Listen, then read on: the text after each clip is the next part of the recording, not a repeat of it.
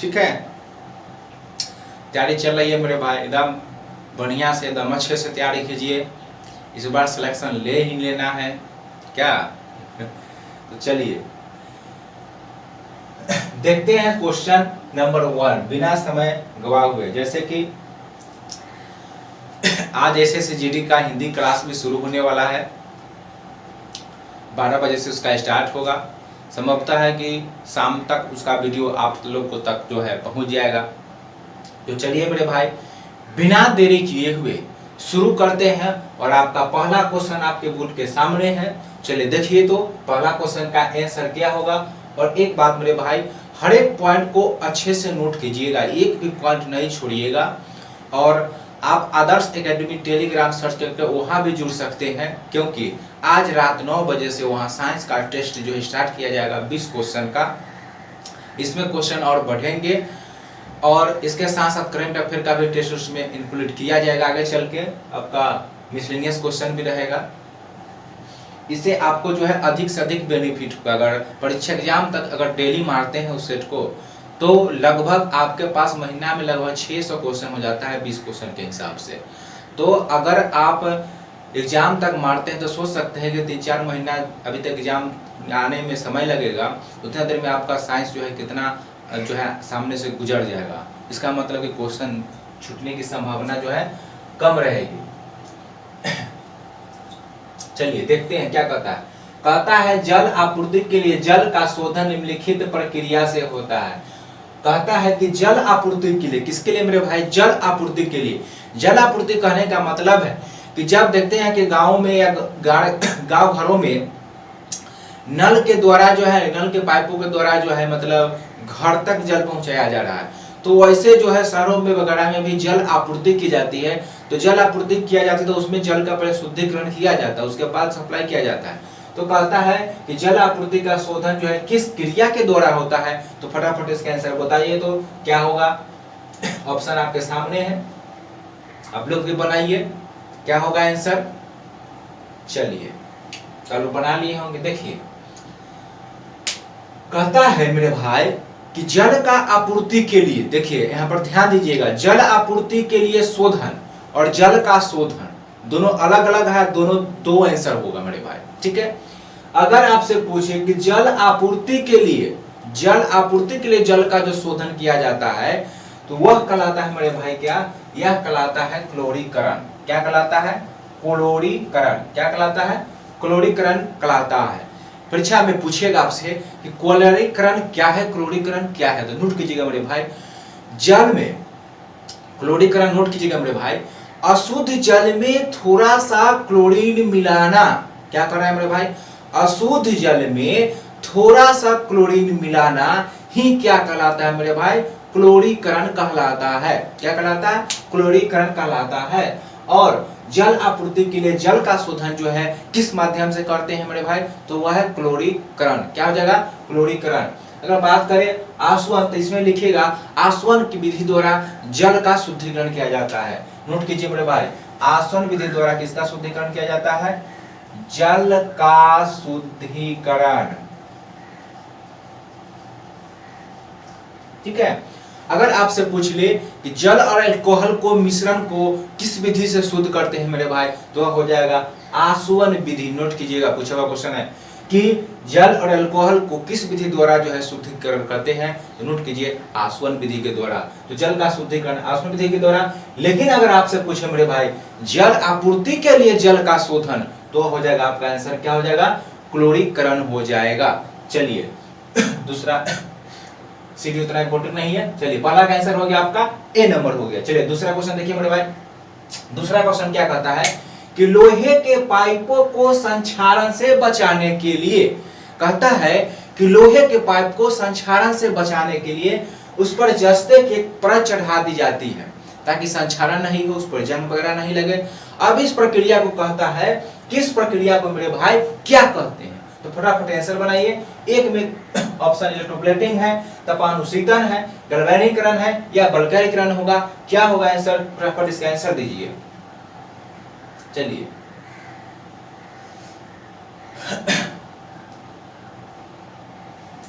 तो आप लोग बना लिए होंगे उम्मीद है हमें। देखिए क्या कहता है, देखिए कहता है मेरे भाई कि मान लीजिए कोई लोहा है, ठीक है, तो बरसात के दिनों में जैसे इसमें नमी मिलेगा, ऑक्सीजन की उपस्थिति होगी, या क्या होगा मेरे भाई, जैसे इसको नमी मिलेगा इसमें संक्षारण मतलब इसमें जंग लगेगा, ठीक है, क्या लगेगा, जंग लग जाएगा। तो ही कहता है कि लोहे को क्या करता है, संक्षारण से बचाने के लिए इस पर एक परत चढ़ा दी जाती है। क्या हो जाती है, इस पर एक परत जो है ना चढ़ा दिया जाता है, ताकि इसका जंग नहीं लगे, इसमें संक्षारण नहीं हो, ठीक है। और इस जो परत चढ़ाया जाता है वह एक जस्ते की परत चढ़ाई जाती है, किसका, जस्ते का।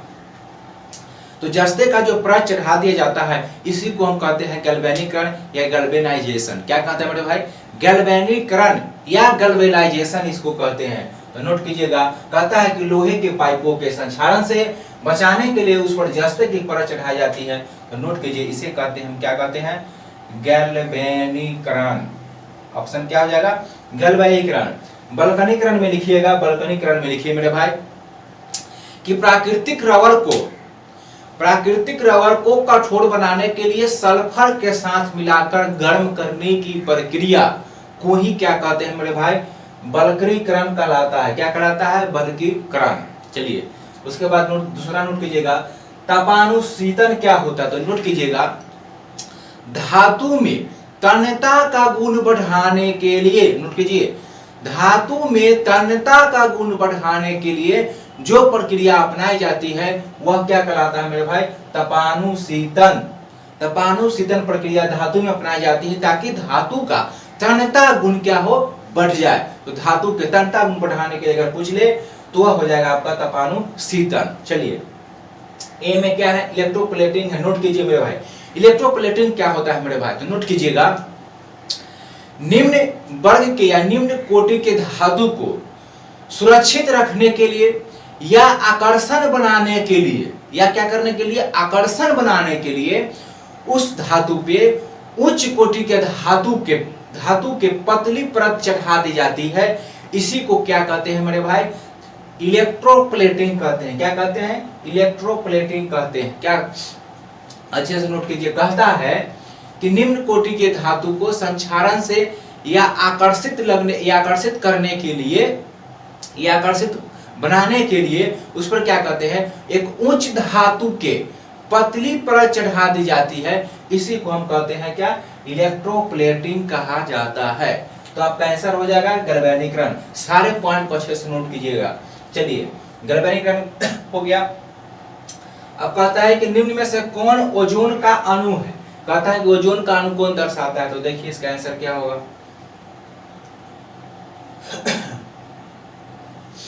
तो कहता है इनमें से कौन ओजोन का अणु दर्शाता है। तो आपका आंसर क्या हो जाएगा मेरे भाई, O3।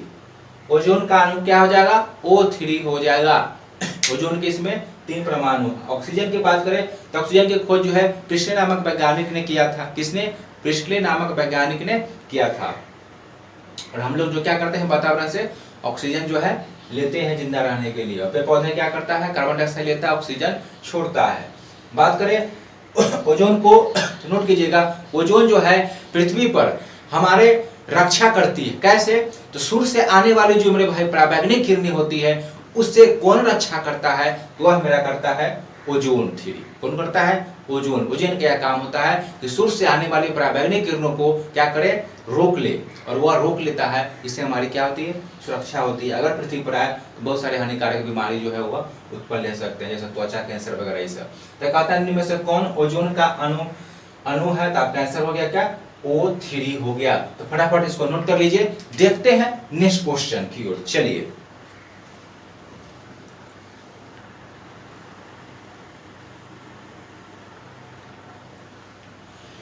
मेरे भाई नेक्स्ट क्वेश्चन देखते हैं। चौथा क्या कहता है, प्रोटीन संश्लेषण को नियंत्रित कौन करता है। अब देखिए, प्रोटीन कहता है हमारे शरीर में जो प्रोटीन बनता है उसका नियंत्रण कौन करता है। ध्यान से देखिए क्वेश्चन कह रहा है नियंत्रण कौन करता है,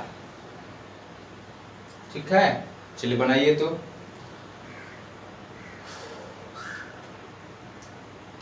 चलिए देखिए, कहता है मेरे भाई कि हमारे शरीर में कहता है कि प्रोटीन का जो है संश्लेषण की बात करें तो राइबोसोम के द्वारा होता है। लेकिन यहाँ पर कह रहा है कि हमारे शरीर में जो प्रोटीन जो बनता है, ठीक है, उसको नियंत्रित करने का काम कौन करता है? तो इसका आंसर क्या हो जाएगा मेरे भाई? इसका आंसर हो जाएगा डीएनए। क्या हो जाएगा? डीएनए। डीएनए का काम होता है कि हमारे शरीर में जो प्रोटीन का निर्माण होता है उसको यह नियंत्रित करे। क्या करे? नियंत्रित करे। ध्यान रखिएगा, नियंत्रित करने का काम डीएनए करता है। अगर बात करें हम डीएनए की, तो नोट कीजिएगा, डीएनए में 4 प्रकार के बेस पाए जाते हैं। नोट कीजिए, अगर आपसे पूछ ले मेरे भाई कि डीएनए में कितने प्रकार के जो है क्षार पाए जाते हैं मेरे भाई, तो नोट कीजिएगा, पहला क्या? एडेनिन। पहला क्या हो जाएगा मेरे भाई? एडेनिन। दूसरा गुआनिन। तीसरा लिखिए थायमिन। क्या हो जाएगा? थायमिन। और चौथा लिखिए साइटोसिन। ये 4 प्रकार के इसमें जो है क्षार पाए जाते हैं। किसमें? डीएनए में। बात करते हैं आरएनए। आरएनए 4 प्रकार का होता है। उसमें एक आरएनए जो होता है उसका एक भाग एमआरएनए होता है। तो इसके बारे में नोट कीजिए, एमआरएनए क्या करता है? केंद्रक से बाहर सूचना लेकर या अमीनो अम्ल चुनने का काम करता है। क्या करता है?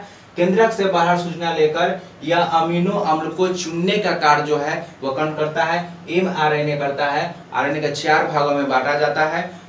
4 प्रकार के होते हैं, उसमें से ई है एक एमआरएनए। ठीक है, तो क्वेश्चन था कि प्रोटीन संश्लेषण को नियंत्रित कौन करता है? तो आपका आंसर क्या हो जाएगा मेरे भाई? डीएनए हो जाएगा। ठीक है, निर्माण मदद करता है तो हो जाएगा राइबोसोम। प्रोटीन का संश्लेषण कौन करता है? तो राइबोसोम। ध्यान रखिएगा क्वेश्चन। चलिए, 5वां क्वेश्चन कहता है कि एस्टिग्मेटिज्म एक बीमारी जो प्रभावित करता है। फटाफट इसका आंसर दीजिए। तो ये किसको प्रभावित करता है मेरे भाई? एस्टिग्मेटिज्म बीमारी है, किसको प्रभावित करता है? फटाफट आंसर दीजिए।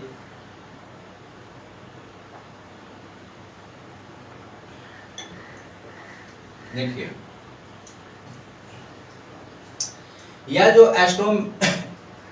यह जो बीमारी है, एस्टिग्मेटिज्म बीमारी है मेरे भाई, इसमें क्या होता है?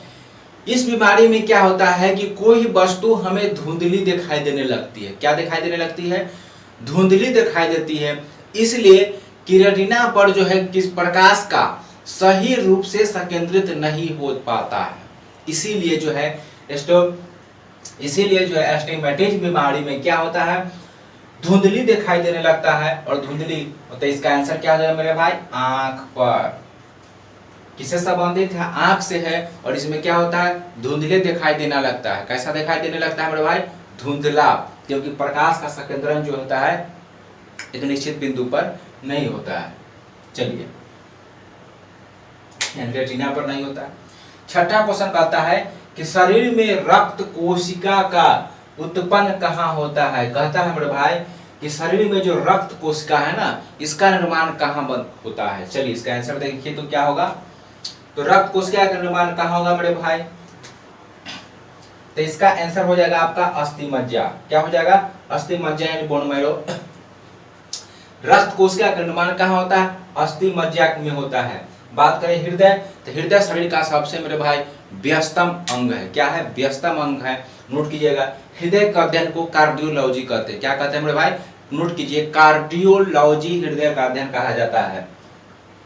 बात करें अपेंडिक्स का, तो अपेंडिक्स क्या होता है मेरे भाई? यह एक ऑब्सेसिव अंग है। क्या है? ऑब्सेसिव अंग है। ऑब्सेसिव अंग का मतलब होता है कि वैसा अंग जिसका हमारे शरीर में कोई काम नहीं है, वह कहलाता है मेरे भाई ऑब्सेसिव अंग। जैसे बाल हो गया, कर्णपल्लव पेशिया हो गया, नाखून हो गया, सब क्या? ऑब्सेसिव अंग है। उसी तरीके से अपेंडिक्स भी जो है ऑब्सेसिव अंग है। पहले इसका उपयोग प्राचीन काल में हुआ करता था, जब लोग कच्चे मांस खाते थे तो उस समय ये अपेंडिक्स काम करता था। लेकिन अब यह एक मेरे भाई ऑब्सेसिव अंग हो गया कि अब उसका जरूरत नहीं, हम लोग पका कर खाते हैं।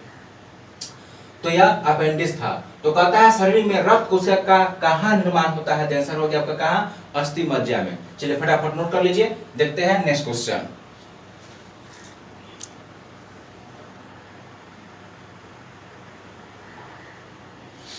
चलिए देखिए, तो 7वां क्वेश्चन क्या कहता है मेरे भाई? कहता है दूध में विद्यमान सैकेराइड है। दूध में विद्यमान सैकेराइड है। कहता है दूध में कौन सा सैकेराइड जो है पाया जाता है? चलिए फटाफट इसका आंसर दीजिए। तो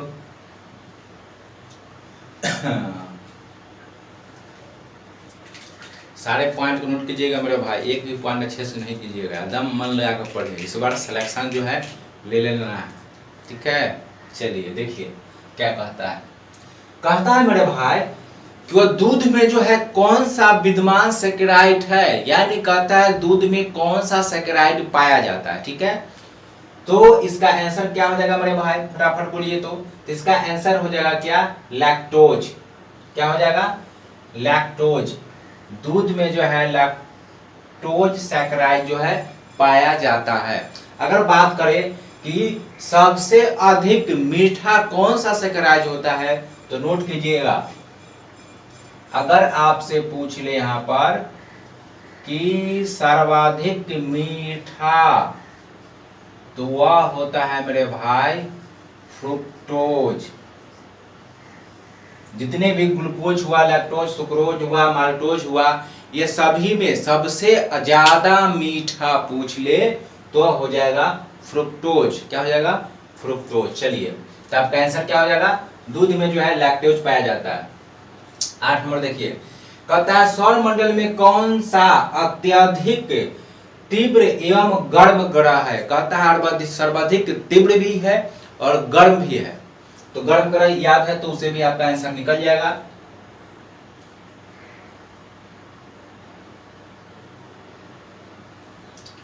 तो फटाफट इसका आंसर बताइए, तो क्या हो जाएगा मेरे भाई।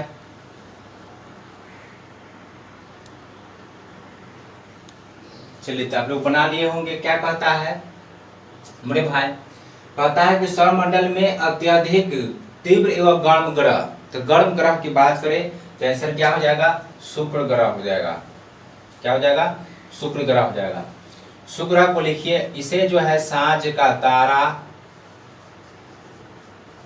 सांझ का तारा, भोर का तारा, सांझ का तारा, भोर का तारा, सर्वाधिक चमकीला ग्रह, सब किसको कहते हैं मेरे भाई, शुक्र ग्रह के कहते हैं। किसको कहते हैं, शुक्र ग्रह को। शनि की बात करें तो शनि जो है सबसे बड़ा ग्रह बृहस्पति, और उसके बाद दूसरा स्थान पर कौन आता है, शनि आता है। कौन आता है, शनि आता है। अगर बात करें सर्वाधिक उपग्रहों वाला ग्रह, तो नोट कीजिएगा वो भी कौन हो जाएगा मेरे भाई, शनि हो जाएगा। बात करते हैं बुध, तो बुध जो है सबसे छोटा ग्रह, नोट कीजिए बुध क्या है मेरे भाई, सबसे छोटा ग्रह है। कौन है, बुध है।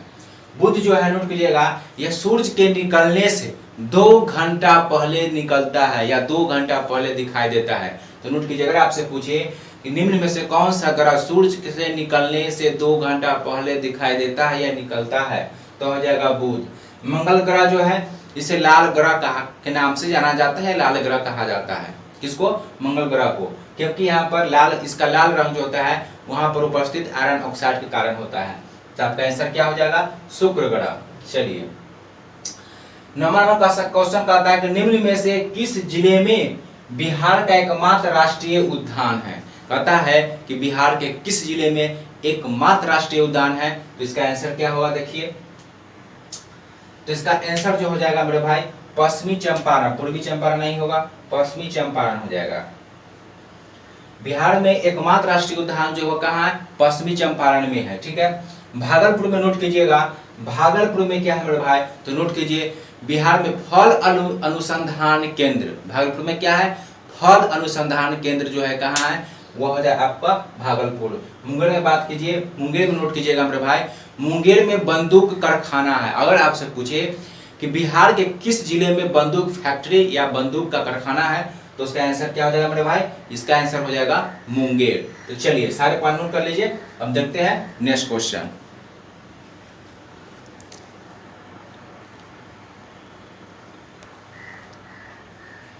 चलिए मेरे भाई देखिए 10 नंबर क्वेश्चन क्या कहता है, कहता है कि निम्न हिमालय पर्वत श्रेणियों में से किस पर्वत श्रेणी को अटल टनल पार करता है। अटल टनल जो है ये किस पर्वत श्रेणी को पार करता है। चलिए इसका आंसर दीजिए तो फटाफट, क्या हो जाएगा मेरे भाई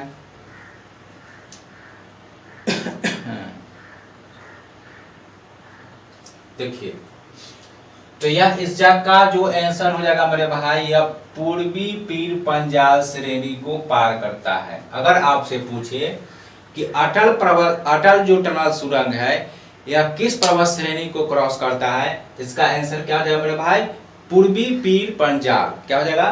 पूर्वी पीर पंजाल हो जाएगा।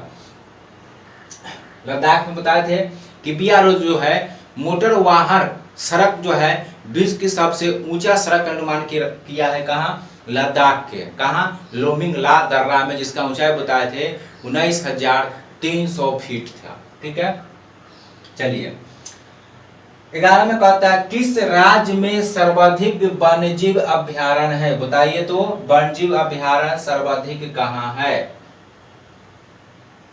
राज्य की बात कर रहा है मेरे भाई, ध्यान से देखिए, राज्य पूछ रहा है। देखिए इसका आंसर क्या हो जाएगा मेरे भाई? मध्य प्रदेश हो जाएगा। क्या हो जाएगा? इसका आंसर हो जाएगा आपका मध्य प्रदेश। मध्य प्रदेश राज्य की बात करेगा तो मध्य प्रदेश, लेकिन ऐसे ही पूछेगा कि देश में सर्वाधिक, ठीक है, तो वह हो जाएगा अंडमान निकोबार। नोट कर लीजिए, अगर पूछेगा कि देश में सर्वाधिक वन्यजीव अभ्यारण्य कहाँ पाए जाते हैं तो हो जाएगा अंडमान निकोबार। लेकिन यहाँ कह रहा है क्या? किस राज्य में सर्वाधिक वन्यजीव अभ्यारण्य, तो वह हो जाएगा आपका मध्य प्रदेश में। कर्नाटक में लिखिए बंदीपुर है, बंदीपुर नेशनल पार्क है। बंदीपुर राष्ट्रीय अभ्यारण्य कहाँ है? कर्नाटक में है। तमिलनाडु में नोट कीजिएगा वेदांतगढ़। तमिलनाडु में कौन है? वेदांतगढ़ है। और महाराष्ट्र में लिखिए पेंच। महाराष्ट्र में कौन है? पेंच है। सबसे ज्यादा जो राज्य में बात करें तो मध्य प्रदेश में। कहाँ है? मध्य प्रदेश में। मध्य प्रदेश को क्या कहते हैं मेरे भाई? बाघों का राज्य। ठीक है, क्योंकि सर्वाधिक यहाँ बाघों की संख्या पाई जाती है 526 बाघ। और दूसरे स्थान पर कर्नाटक है जहां पर बाघ की संख्या 524 पाई जाती है। चलिए आंसर हो गया आपका मध्य प्रदेश। चलिए 12 नंबर क्वेश्चन देखिए क्या कहता है?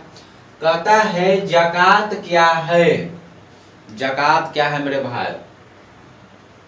तो ज़कात जो है ना, इसको पहले बनाइए तो आप लोग, क्या होगा? कहता है कि ज़कात क्या है? देखिए तो ज़कात क्या था मेरे भाई? यह जो है जजिया ज़कात, ठीक है, जजिया ज़कात, खुम्स और खराज, ठीक है, ये सब क्या था? चारों पर जो है डिस्कशन करेंगे और चारों पॉइंट को अच्छे से नोट कर लीजिए, क्योंकि चारों क्वेश्चन जो है परीक्षा में खूब पूछे जाते हैं। तो देखिए ज़कात क्या था मेरे भाई?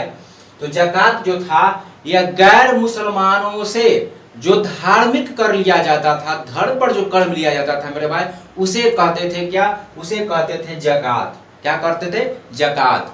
बात करें ज़कात हो गया आपका जजिया। जजिया की बात करें तो यह जो है, सॉरी, ज़कात की बात करें तो मुसलमानों से जो धार्मिक कर लिया जाता था, नोट कीजिएगा, मुसलमानों से जो धार्मिक कर लिया जाता था उसे कहते थे क्या मेरे भाई? ज़कात कहते थे। क्या कहते थे? ज़कात कहते थे। और जजिया था गैर मुसलमानों से धार्मिक कर। जजिया क्या था? गैर मुसलमानों से धार्मिक कर। क्या बताया मेरे भाई? ज़कात क्या था? मुसलमानों पर धार्मिक कर जो लिया जाता था मुसलमानों से, उसे कहते थे ज़कात। क्या कहते थे? उसे ज़कात कहते थे। और जजिया क्या था? गैर मुसलमानों से लिया गया धार्मिक कर था। ठीक है, अगर बात करें हम खराज का तो लिखिए खराज जो था यह गैर मुसलमानों से, ठीक है, लिया गया जो है भूमि कर था। क्या था? गैर मुसलमानों से लिया गया भूमि कर को क्या कहते थे मेरे भाई? खराज कहते थे। खम्स या कहेंगे खुम्स देता है, नोट कीजिए, खम्स जो था यह लूट में प्राप्त किया गया धन था। किसमें? लूट में प्राप्त किया गया धन को क्या कहते थे? खम्स कहते थे। और नोट कीजिएगा, जो भी लूट का धन प्राप्त होता था इसमें से राजा अपने पास मात्र 1/5 भाग रहता था, तो बचेगा कितना? 4/5 भाग। तो और 4/5 भाग नोट कीजिएगा यह सैनिकों को दे देता था, क्योंकि सैनिक लूट कर लाते थे, इसलिए 1/5 भाग राजा अपने खुद रखता था और 4/5 भाग जो है वह सैनिकों में बांट देता था। तो क्वेश्चन क्या था मेरे भाई कि ज़कात क्या है? तो नोट कीजिए, ज़कात जो है मुसलमानों पर धार्मिक कर था। अगर ज़कात जजिया पूछ ले तो यह मुसलमानों पर जो है गैर मुसलमानों पर धार्मिक कर था। ठीक है, खराज जो भी है गैर मुसलमानों से क्या था? भूमि कर था। और खुम्स क्या था? लूट का धन था, जिसमें राजा 1/5 भाग अपने पास रखता था और 4/5 भाग सैनिकों में बांट देता था। तो फटाफट इसको नोट कर लीजिए, तो आपका आंसर क्या हो जाएगा? इसका आंसर हो जाएगा मुसलमानों पर धार्मिक कर, ऑप्शन नंबर ए। और इसमें हो जाएगा जजिया। चलिए देखते हैं नेक्स्ट क्वेश्चन।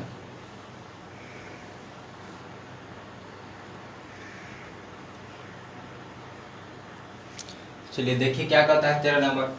कहता है कि सैंधव सभ्यता का उत्तर से दक्षिण की लंबाई क्या होगा? फटाफट बताइए तो, उत्तर से दक्षिण का लंबाई क्या होगा मेरे भाई?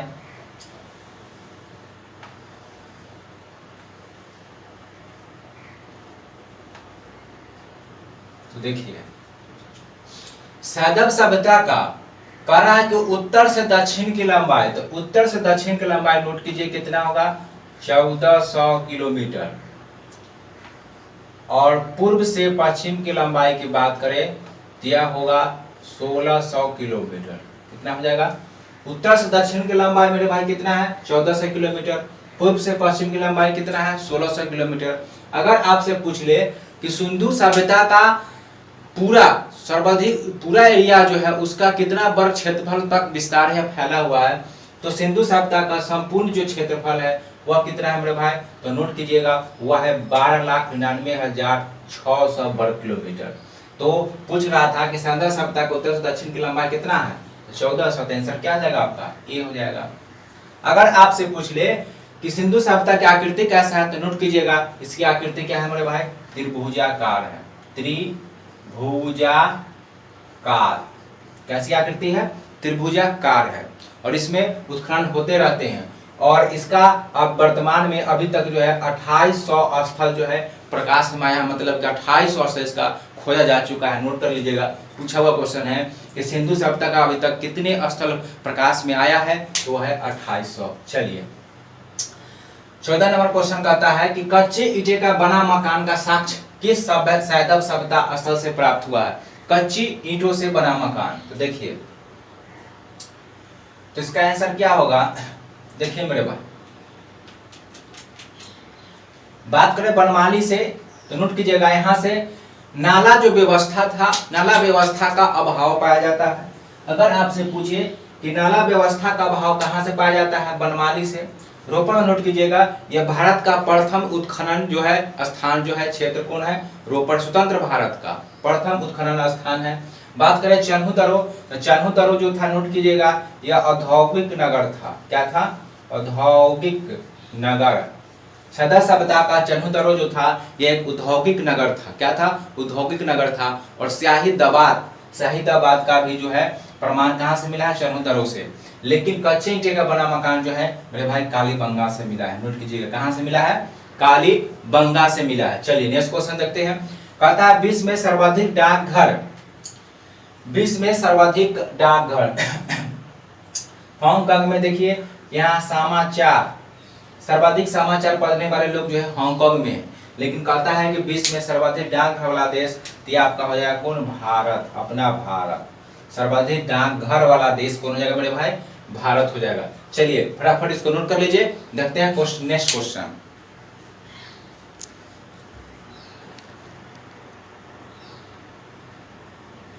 चलिए देखिए क्या कहता है 16। कहता है समवर्ती सूची का प्रावधान किस देश से लिया गया है? तो देखिए इसका आंसर क्या होगा? दक्षिण अफ्रीका से। नोट कीजिएगा दक्षिण अफ्रीका से लिया गया। क्या मेरे भाई? संविधान संशोधन की प्रक्रिया कहां से लिया गया? यह आपको हो जाएगा दक्षिण अफ्रीका से। कनाडा से नोट कीजिएगा, कनाडा से संघात्मक व्यवस्था। ठीक है, कनाडा से क्या लिया गया है? संघात्मक व्यवस्था। जर्मनी से नोट कीजिएगा आपातकाल की व्यवस्था। ठीक है, दक्षिण अफ्रीका से क्या होगा? संविधान संशोधन की प्रक्रिया। कनाडा से क्या लिया गया मेरे भाई? संघात्मक व्यवस्था। जर्मनी से क्या लिया गया? आपातकाल की व्यवस्था। और जो है समवर्ती सूची किस देश से लिया गया है? तो नोट कीजिए इसका आंसर हो जाएगा आपका ऑस्ट्रेलिया। ऑस्ट्रेलिया से लिया गया मेरे भाई समवर्ती सूची का प्रावधान। चलिए 17वां क्वेश्चन देखिए। कहता है कि मैथिली भाषा 8वीं अनुसूची में कब जोड़ा गया? इसका ट्रिक बताए थे याद रखने का, और बताए थे कि 4 भाषा जो है जुड़ा है। याद है मेरे भाई? क्या बताए थे? डब्लू डोमास खाया, बबलू क्या खाया? डोमास खाया। बस सिंपल सी, बबलू डोमास खाया। बो से हो जाएगा बोडो, ड कुछ नहीं, डब्ल्यू याद रखिए, बबलू याद रखिए। बो से हो जाएगा क्या? बोडो हो जाएगा। डो से डोगरी हो जाएगा, क्या हो जाएगा? डोगरी। क्या हो जाएगा? डोगरी। उसके बाद हो जाएगा मैथाली, उसके बाद संथाली, उसके बाद हो जाएगा बोडो। क्या हो जाएगा? बोडो। ठीक है, तो बबलू यहाँ लिख कर लीजिए, बबलू डोमास खाया। बस हो जाएगा बोडो, डोगरी, मैथिली और क्या हो जाएगा? संथाली। बबलू क्या खाया? डोमास खाया। तो बताए थे कि बस हो जाएगा बोडो, डो से डोगरी, म से मैथिली और स से संथाली। और ये जुटा था कब? 2003 में। क्या भाषा? 4 भाषा। तो क्या कर रहा है मेरे भाई? मैथिली तो है ना, म से मैथिली 8वीं सूची में 2000 कब है? 3 करने हैं ऑप्शन बी नंबर। हो गया? बस याद रखिएगा, बबलू डोमास खाया, बस आपका बन जाएगा 3 में। कहता है विश्व नर्स दिवस कब मनाया जाता है? तो देखिए 3 मई को लिखिए। 3 मई को विश्व प्रेस दिवस मनाते हैं। कब? 3 मई को। विश्व रेड क्रॉस दिवस मनाते हैं कब? 12 मई को। नोट कीजिए, 9 मई कुछ नहीं। और 12 मई को मनाते हैं क्या? विश्व नर्स दिवस। 8 मई को विश्व रेड क्रॉस दिवस मनाते हैं। और 3 मई को क्या मनाते हैं मेरे भाई? विश्व प्रेस दिवस। तो फटाफट इसको नोट कर लीजिए। देखते हैं लास्ट क्वेश्चन 2 को।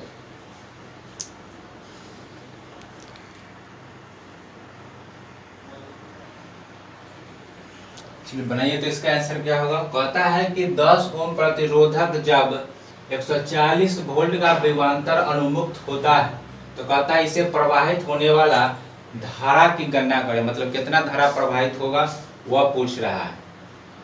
तो देखिए,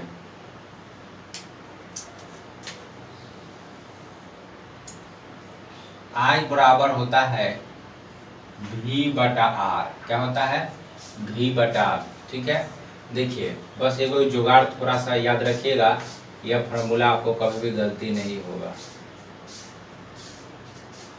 यह क्या याद रखना है? यह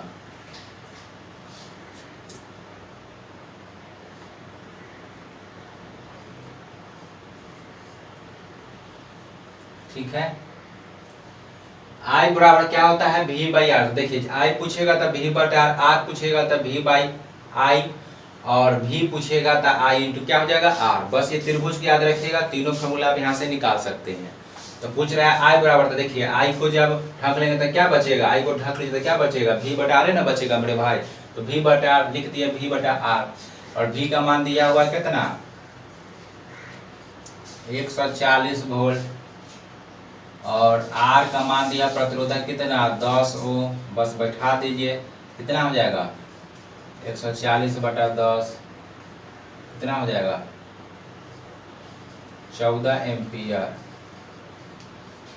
इसका आंसर हो जाएगा 14 एम्पियर। अच्छा, ऑप्शन नहीं दे पाए थे, तो बना लीजिए इसको 14 एम्पियर। इसको याद रखिएगा, एक त्रिभुज बना लीजिएगा, V ऊपर I इधर और R इधर। जिसको निकालना होगा उसको ढक दीजिएगा।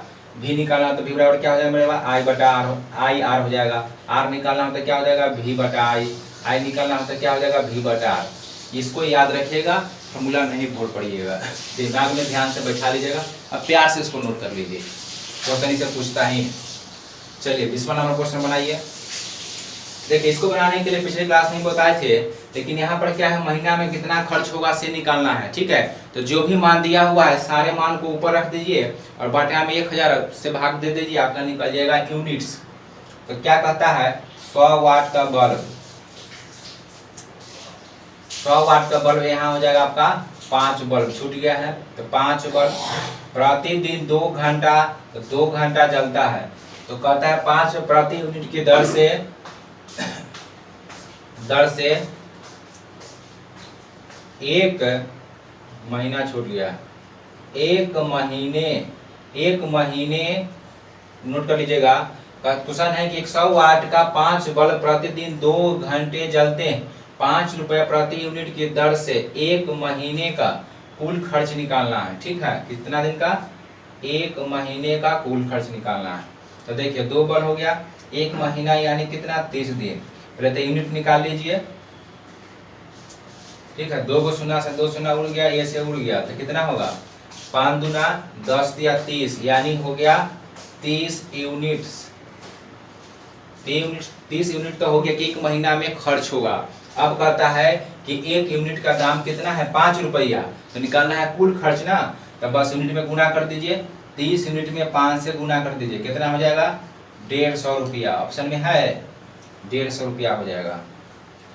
तो जितना भी चीज दिया हुआ इसमें सारे मान को ऊपर गुना के रूप में लिख दीजिए मेरे भाई, 1000 से भाग दीजिए, आपका निकल जाएगा यूनिट, और जितना पैसा दे जाएगा यूनिट प्रति यूनिट उतना यूनिट से जो है पैसा से गुना कर दीजिए, आपका निकल जाएगा कुल खर्च। महीने का पूछे, 2 महीने का पूछे, चाहे साल भर का, चाहे जितना दिन का पूछे।